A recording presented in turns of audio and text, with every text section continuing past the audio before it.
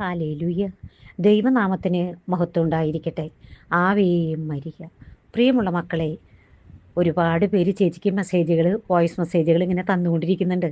വേദനകളാണ് എല്ലാവരും പറയുന്നത്. മക്കളെ, നമുക്ക് നോമ്പാണ്. ഈ നോമ്പിൽ നമ്മൾ നനയ്ക്കാത്ത തരത്തിലുള്ള ബുദ്ധിമുട്ടുകളാണ് നമുക്ക് വന്നു ചേരുക. ചേച്ചി ഇപ്പോൾ ഒരു അനുഭവം പറയാണ് എൻ്റെ കുട്ടികളോട്. അതായത്, ഞാൻ ഡിവൈൻ ധ്യാന കേന്ദ്രത്തിലേക്ക് 5 ദിവസത്തെ ധ്യാനത്തിന് പോകാൻ വേണ്ടി തയ്യാറെടുത്തു. പോകും കേട്ടോ, ഈ ശനിയാഴ്ച പോകും ഞാൻ. പിന്നത്തെ വെള്ളിയാഴ്ച വരുള്ളൂ. ഞാൻ എല്ലാവരോടും പറയണം, നാളെ പറയാമെന്ന് വിചാരിച്ചിരിക്കുകയാണ്. മക്കളെ, ആരും എനിക്ക് മെസ്സേജുകളൊന്നും ഇടണ്ട. കാരണം നമ്മളവിടെ മൊബൈൽ അവിടെ സബ്മിറ്റ് ചെയ്യേണ്ട, അവിടെ കൊടുക്കേണ്ടതായിട്ട് വരും മൊബൈൽ.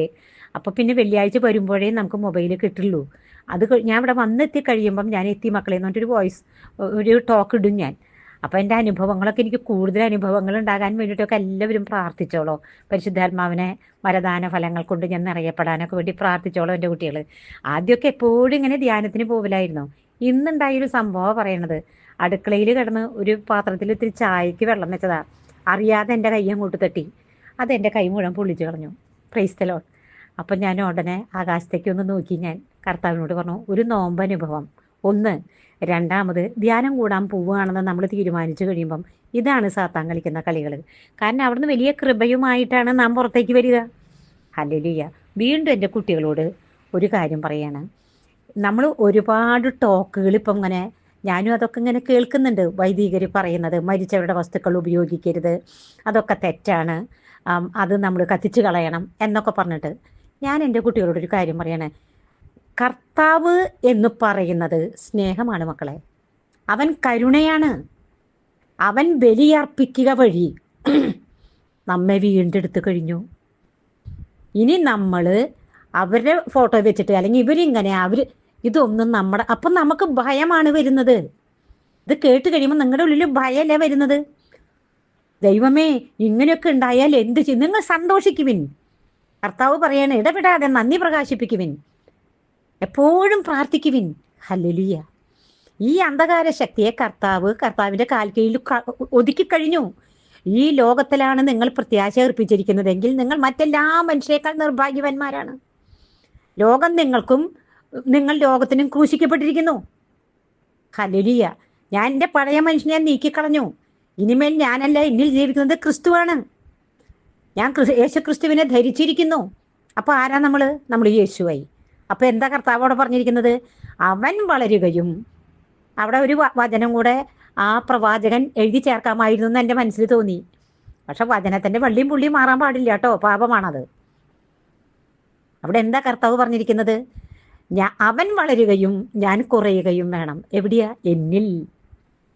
ഞാനാകുന്ന വ്യക്തിയിൽ ക്രിസ്തുവാണ് ഇനി ജീവിക്കുന്നത്. അവൻ വളരണം. നമ്മളാകുന്ന പഴയ മനുഷ്യൻ ഇല്ലാതെ ആയി പോയിക്കൊള്ളണം. അതിന് കർത്താവ് ഈ ഗോതമ്പ് മണി നിലത്ത് വീണ് അഴിയുന്നത് പോലെ പൊട്ടും വെട്ടിയൊരുക്കും കർത്താവ്.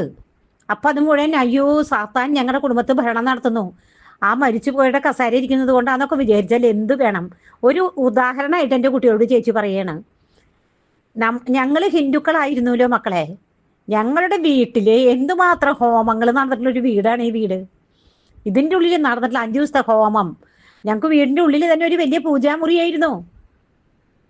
അത്ര വിഗ്രഹാരാധനയുടെ ഞങ്ങൾക്ക് അജ്ഞതയുടെ കാലല്ലായിരുന്നത്. ആ വീട് ക്രിസ്തു സ്വന്തമാക്കി കഴിഞ്ഞപ്പോൾ, ഞാൻ വിശ്വസിക്കുന്നതാണ് ഞാൻ നിങ്ങളോട് പറയുന്നത്. ഇത്രയും വർഷമായില്ലോ, 30 വർഷം കഴിഞ്ഞില്ലേ ഞങ്ങളുടെ പ്രാർത്ഥന. അപ്പം ഞാൻ വിശ്വസിക്കുന്നത്, ഇപ്പോൾ ഇവിടെ ഇരുട്ടാണ് ഈ മുറിയിൽ. നമുക്ക് കിടക്കുമ്പോൾ തന്നെ ഒരു ഭയം പോലെ വന്നേക്കാം. നമ്മൾ ഉടനെ ലൈറ്റ് ഇടും. ആ വെളിച്ചം വന്നാൽ ആ ഇരുട്ട് വഴി മാറിപ്പോയി. ഹല്ലേലൂയ. പിന്നെ ആ വെളിച്ചമാണ് അവിടെ പ്രസരിക്കുന്നത്. അപ്പൊ കർത്താവ് വെളിച്ചമാകുന്നു. അവന് ഇരുട്ടല്ല. അന്ധകാരത്തിന് അവനിൽ ഒരു സ്വാധീനവുമില്ല. നിങ്ങൾ ആദ്യം യേശുവിനെ പൂർണ്ണമായി വിശ്വസിക്കുക. നിങ്ങൾ അങ്ങനെ യേശുവിനെ സ്വന്തമാക്ക്. ഈ പരീക്ഷണങ്ങൾ, തിരഞ്ഞെടുക്കപ്പെട്ട മക്കളുടെ നേരെ പല പരീക്ഷണങ്ങളും കൊണ്ടിപ്പം വരും. അതൊന്നും നിങ്ങളെ ഭയപ്പെടുത്തരുത്. കൂടുതൽ നിങ്ങൾ പ്രാർത്ഥനയിലേക്ക് വരാനും വളരാനും വേണ്ടിയാണ്.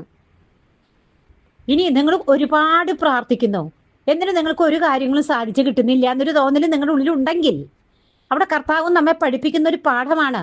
ഈ പ്രാർത്ഥനയും ഈ വിശ്വാസമൊക്കെ ഒരു വരമാണ് മക്കളെ. തനിക്കിഷ്ടമുള്ളവരെ തൻ്റെ അരികിലേക്ക് വിളിച്ച് അരികത്ത് ചേർന്നിരുന്നോളാൻ പറഞ്ഞു കർത്താവ്. ഇനി നിങ്ങൾ എന്നോട് സംസാരിച്ചോളാൻ. അതാണ് പ്രാർത്ഥന. ഹല്ലേലൂയ. നിങ്ങൾക്ക് പ്രാർത്ഥിക്കാൻ സാധിക്കുന്നുണ്ടോ?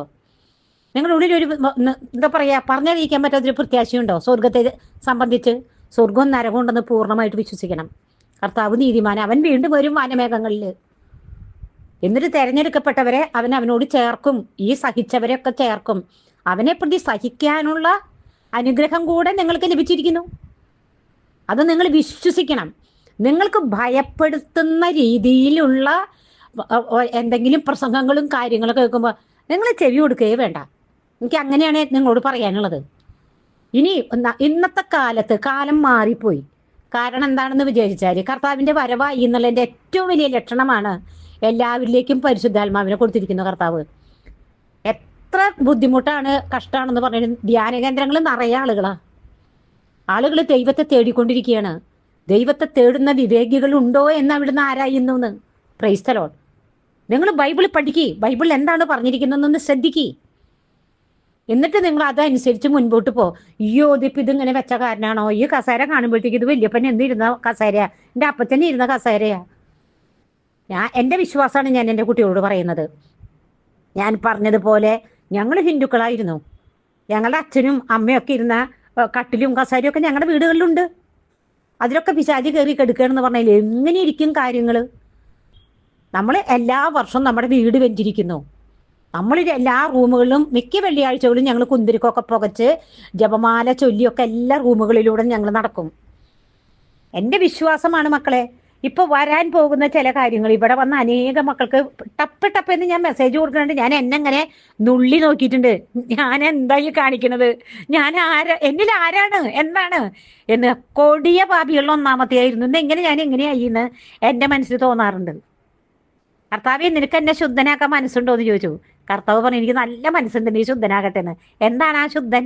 വിശുദ്ധനായി തീരാൻ കർത്താവ് കടന്നു വന്നിട്ട് നമ്മളെ വിശുദ്ധരാക്കുകയാണ്. പൊന്നുമക്കളെ, നിങ്ങൾ ധൈര്യമായിട്ടിരിക്കേ, കർത്താവിൽ വിശ്വസിക്കുക മാത്രം ചെയ്യേ. എന്നാൽ ഇപ്പൊ ഒന്ന് ചേച്ചി ഇത് പറയുമ്പോൾ ഒന്ന് രണ്ട് പാപങ്ങളുടെ അവസ്ഥകൾ ഇപ്പൊ നമ്മൾ ലോകത്തിൽ മുഴുവൻ കണ്ടുപോരുന്ന ഒരവസ്ഥ ചേച്ചി പറയുകയാണ്.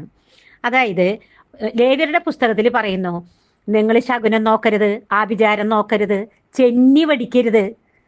ഇതൊക്കെ കർത്താവ് അതിനകത്ത് വളരെ മനോഹരമായിട്ട് ചെന്നി വടിക്കരുത് അതിനെക്കുറിച്ച് പറയാനപ്പോൾ പ്രധാനപ്പെട്ട ഒരു പോയിന്റായിട്ട് പറയുന്ന പച്ച കുത്തരുത്. ഇതൊക്കെ പാപമാണ്. എന്താ വെച്ചാൽ വചനവിരുദ്ധമാണത്. മൂക്ക് കുത്തുക, പിന്നെ പാദസരം ഇടുക. എത്ര പറഞ്ഞാലും ചിലർ കാലിൽ പാദസരം മാറ്റില്ല. ഭയങ്കര പ്രാർത്ഥനക്കാരാണെന്ന് പറഞ്ഞ് പള്ളിയിൽ ഞാൻ പലരെയും കാണാറുണ്ട്. അവരുടെ കാലുമുന്ന ഒരു പാദസരം അഴിക്കില്ല. ആ കെട്ട് അവിടെ, ഈ കസേര എല്ലാം മാറ്റേണ്ട, ആ കെട്ട പൊട്ടിച്ച് കളയേണ്ടത്. ഇത് മാറി തന്നെ വേണം. കാരണം അത് വചന, ഇത് നിനക്ക് അനുവദനീയമല്ല എന്ന് കർത്താവ് മനോഹരമായിട്ട് എഴുതി വെച്ചിട്ടുണ്ട്. ഞാൻ ആ ബലഹീനതയിൽ നിന്ന് കെട്ടുപൊട്ടാൻ ഞാൻ തയ്യാറല്ല. ഞാനിത് അഴിക്കില്ല. എന്ത് ചെയ്യാൻ പറ്റും? ആ കെട്ട് നമ്മുടെ വീട്ടിൽ ഒരു അനുഗ്രഹം ഇല്ലാത്തതുപോലെ, കെട്ടിപ്പൂട്ടപ്പെട്ടതുപോലെ നമ്മൾ ഈ പാദസരം അതൊക്കെ കെട്ടി വെച്ചേക്കണ കെട്ട് തന്നെയായി വരും. അതിൻ്റെ ഉള്ളിൽ കെട്ട് തന്നെയായിരിക്കും. Price the Lord. ഉപേക്ഷ കൂടാതെ രക്ഷയില്ല. നിന്നെ കൂടാതെ, നിന്നെ സൃഷ്ടിച്ച നിന്റെ ദൈവത്തിന് നിന്നെ കൂടാതെ നിന്നെ രക്ഷിക്കാൻ പറ്റില്ല. നീ ഇത് മാറ്റേണ്ടതൊക്കെ മാറ്റി. അല്ലാണ്ട് നിങ്ങൾ കസേരയോ വീടോ ബക്കറ്റോ പാത്രമോ വെള്ളങ്ങളല്ല മാറ്റേണ്ടത്. നിന്റെ ഹൃദയമാണ് മാറേണ്ടത്. നിങ്ങളുടെ വസ്ത്രമല്ല കീറേണ്ടത്. Praise the Lord. വീണ്ടും കർത്താവ് നമ്മോട് പറയുന്നതാ. ചേച്ചി നേരത്തെ പറഞ്ഞല്ലോ എന്നെ ചെന്നി പഠിക്കരുത് എന്ന്. ജെറേമിയായുടെ പുസ്തകം ഞാനിങ്ങനെ തുടർച്ചയായിട്ട് എപ്പോഴും ബൈബിൾ വായിച്ചുകൊണ്ടിരിക്കും ഇങ്ങനെ. അപ്പോൾ ഇന്ന് പെട്ടെന്ന് ഇങ്ങനെ വായിച്ച് വന്നപ്പോൾ ജെറേമിയ വായിക്കുകയാണ്. ഞാൻ അന്തം വിട്ടുപോയി അത് കണ്ടിട്ട്. എത്രയോ പ്രാവശ്യം വായിച്ചു പോയത് ഞാൻ കണ്ടില്ല കർത്താവേ എന്ന് വിചാരിച്ചു. അതിനകത്ത് പറയാണ് 49 അധ്യായം 32 തിരുവാക്യം. ചെന്നി മുണ്ടനം ചെയ്തവരെ ഞാൻ കാറ്റിൽ പറത്തും, നാനാവശത്തു നിന്നും അവർക്ക് ദുരിതം വരുത്തും, കർത്താവ് അരുളി ചെയ്യുന്നു. Price the Lord. കണ്ടോ? അവരെ ഞാൻ ചെതറിച്ചു കളയുന്നു കർത്താവ് പറയണു. എന്നിട്ട് പറയാം, നാനാവശത്തു നിന്നും ഞാൻ അവർക്ക് ദുരിതം വരുത്തുന്നു. അപ്പം മരിച്ചവരെ സംബന്ധിച്ചിട്ടാണോ ആ വീട്ടിലെ പ്രശ്നം?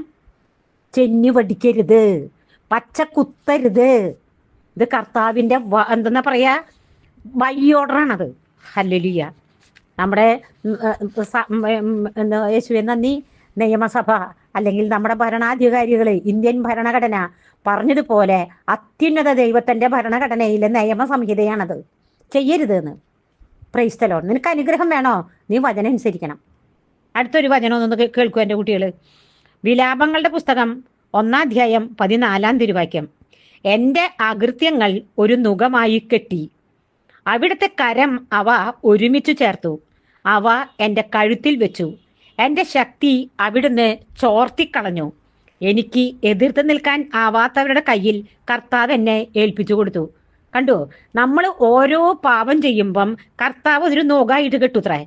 എന്നിട്ട് അതെൻ്റെ കഴുത്തിലെടുത്ത് വെച്ചിരിക്കുകയാണ് കർത്താവ്. എൻ്റെ ശക്തി അവിടുന്ന് ചോർത്തിക്കളഞ്ഞു എന്ന്. അപ്പോൾ കസാരി അത് വെച്ചോണ്ടാണോ? അല്ല. നമ്മൾ ചെയ്തു കൂട്ടിയ പാപങ്ങൾ കർത്താവ് ഒരു നുകമായിട്ട് കെട്ടിയിട്ട് നന്മയും തിന്മയും വരുന്നത് കർത്താവിൽ നിന്ന് തന്നെയാണ്. അത് കർത്താവ് നമ്മുടെ നുകത്തിൽ അങ്ങോട്ട് വെക്കും. എന്നിട്ട് അവിടെ നീ അങ്ങോട്ട് താഴ്ന്നു നടന്നോളാൻ. എന്നിട്ട് അടുത്ത വചനം പറയാ, എനിക്ക് എതിർത്ത് നിൽക്കാൻ ആവാത്തവരുടെ കയ്യിൽ കർത്താവ് എന്നെ ഏൽപ്പിച്ചു കൊടുത്തു എന്ന്. ഹല്ലേലൂയ. വീണ്ടും വചനം പറയേണ്ടതാണ് നമ്മളോട്, ഇസ്രായേലേ, നീ നിവർന്ന് നടക്കേണ്ടതിന് നിന്റെ നുകത്തിന്റെ കെട്ട് ഞാൻ പൊട്ടിക്കും. ഹല്ലേലൂയ. കർത്താവ് വെച്ചാ ഇത് നമ്മൾ പാപികളാണെന്ന് ഏറ്റുപറഞ്ഞ് പശ്ചാത്തപിച്ച് കുമ്പസാരിച്ച് അനുനിമിഷം പാപിയാണ് ഓരോ പ്രാർത്ഥനയിലും കർത്താവിനോട് പറയണം, പാപിയായി എൻ്റെ മേൽ കരുണയായിരിക്കണമേന്ന്. ആ നുകം അങ്ങോട്ട് കർത്താവ് പൊട്ടിക്കും. ഈ ഭൂമിയിൽ തന്നെ 100 ഇരട്ടി, വരാനിരിക്കുന്ന യുഗത്തിൽ നിത്യജീവൻ. ഇത് കർത്താവിന്റെ വാഗ്ദാനമാണ്. ഹല്ലേലൂയ. നിങ്ങളതങ്ങോട്ട് വിശ്വസിക്കുക എൻ്റെ കുട്ടികളെ. ചേച്ചി ഈ 30 കൊല്ലം കൊണ്ട് അനുഭവിച്ച് രുചിച്ചറിഞ്ഞ് സുവിശേഷം പ്രസംഗിച്ചിട്ട് മനസ്സിലാക്കിയ യേശുവിനെ കുറിച്ചാണ് ഞാൻ നിങ്ങളോട് പറയുന്നത്. എൻ്റെ അനുഭവമാണ് പറയുന്നത്. അവൻ സ്നേഹമാണ്. ഹല്ലേലൂയ. അവൻ കരുണയാണ്. എന്നാൽ പാപം ചെയ്താൽ ചുട്ടടി അവൻ്റെ കയ്യിൽ നിന്ന് കിട്ടിയിരിക്കും. അത് കെട്ടി നുകായിട്ട് നിവർന്നു നിൽക്കാൻ പറ്റാത്തതുപോലെ ശക്തി ചോർത്തി കളഞ്ഞുകൊണ്ട് നമ്മുടെ കഴുത്തിൽ ഇത് വെച്ചിരിക്കുമോ അവൻ. ഹല്ലേലൂയ. അടുത്തൊരു വചനം എൻ്റെ മക്കളൊന്ന് കേൾക്കുമോ? പിന്നെ തന്നെ കാത്തിരിക്കുന്നവർക്കും തന്നെ തേടുന്നവർക്കും കർത്താവ് നല്ലവനാണ്. കർത്താവിന്റെ രക്ഷയെ ശാന്തമായി കാത്തിരിക്കുന്നത് ഉത്തമം. യൗവനത്തിൽ നുകം വഹിക്കുന്നത് മനുഷ്യന് നല്ലതാണ്. അവിടുന്ന് അവന്റെ മേൽ വയ്ക്കുമ്പോൾ അവൻ ഏകനായും മൗനമായിരിക്കട്ടെ. അവൻ മുഖം മണ്ണിൽ പൂഴ്ത്തട്ടെ. ഇനിയും പ്രത്യാശയ്ക്ക് വകയുണ്ട്. അവന്റെ കവിൾത്തടം തല്ല് ഏറ്റുവാങ്ങട്ടെ. നിന്ദനം കൊണ്ട് അവൻ നിറയട്ടെ. എന്തെന്നാൽ കർത്താവ് എന്നേക്കുമായി ഉപേക്ഷിക്കുകയില്ല. അവിടുന്ന് വേദനിപ്പിച്ചാലും തന്റെ കാരുണ്യാതിരേകത്തിന് അനുസൃതമായി ദയ കാണിക്കും. അവിടുന്ന് ഒരിക്കലും മനഃപൂർവ്വം മനുഷ്യമക്കളെ പീഡിപ്പിക്കുകയോ ദുഃഖിപ്പിക്കുകയോ ചെയ്യുന്നില്ല. ഇത് നമ്മളെ വെട്ടിയൊരുക്കി ദൈവരാജ്യത്തിന്റെ സന്തതികളാക്കി വീണ്ടും ജന അനുഭവത്തിലേക്ക് കൊണ്ടുവരാൻ കർത്താവ് ഈ സഹനങ്ങൾ നമുക്ക് അനുവദിക്കും. എന്നിട്ട് പറയാ, കർത്താവിന്റെ രക്ഷ ശാന്തമായി കാത്തിരിക്കാൻ. കർത്താവിന്റെ സ്നേഹം ഒരിക്കലും അസ്തമിക്കുന്നില്ല. അവിടുത്തെ കാരുണ്യം അവസാനിക്കുന്നില്ല. ഓരോ പ്രഭാതത്തിലും അത് പുതിയതാണ്. അവിടുത്തെ വിശ്വസ്തത ഉന്നതമാണ്.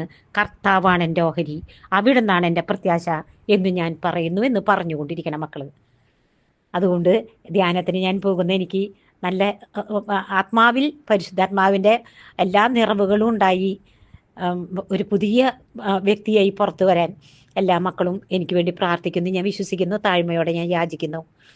അമ്മേ മാതാവേ, നീതിമാനായ വിസ്തേവസേ പിതാവേ, അപ്പസ്തോല ഗണങ്ങളെ, മാലാഖമാരെ, വിശുദ്ധരെ, നിങ്ങൾ ഞങ്ങൾക്കായി പ്രാർത്ഥിച്ചതിന് നന്ദി. തുടർന്നും ഞങ്ങൾക്ക് വേണ്ടി പ്രാർത്ഥിക്കണമേ എന്ന് താഴ്മയോടെ യാചിച്ചുകൊണ്ട് നിത്യം പിതാവും പുത്രനും പരിശുദ്ധാത്മാവുമായി സർവശക്തനായ ദൈവമേ.